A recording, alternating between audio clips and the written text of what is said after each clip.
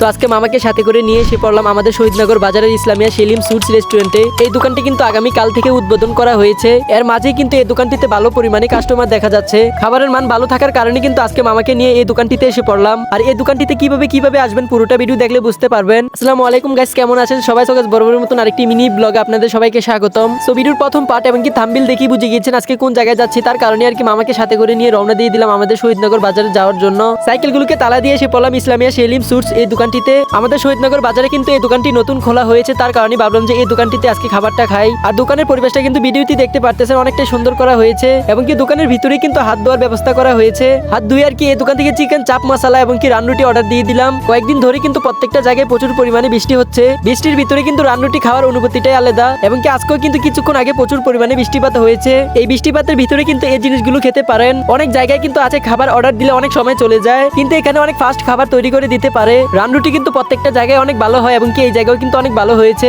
বিশেষ করে ওনার দোকানের চিকেন চাপ মশলার মাংসগুলো কিন্তু অনেক নরম ছিল। সবকিছু কিন্তু ভালো বলেছি। এবার বলি এই জায়গাটা কোথায়। এই দোকানটি কিন্তু পড়েছে আমাদের দাউদকান্দি শহীদনগর রুট সিএনজি স্ট্যান্ডের পূর্ব পাশে। এই দোকানের নাম কিন্তু ইসলামিয়া সেলিম সুইটস। দোকানটি কিন্তু নতুন খোলা হয়েছে, একবার হলো এই জায়গায় খেয়ে আসবেন। দোকানটি নতুন হয়ে কিন্তু খাবারের মান অনেক ভালো হয়েছে। সেখান থেকে আর কি খেয়ে সাইকেল থেকে তালাগুলোকে খুলে বাড়ির উদ্দেশ্যে রওনা দিয়ে দিলাম। আর আমি কিন্তু সাইকেল চালিয়ে প্রত্যেকটা গ্রাম ভিডিও করে থাকি, আপনাদের গ্রামের নামটা লিখে দিবেন। তো আজকের ভিডিও এখানে সমাপ্ত করছি। ভিডিওটি ভালো লাগলে লাইক কমেন্ট করে যাবেন। আসসালামু আলাইকুম।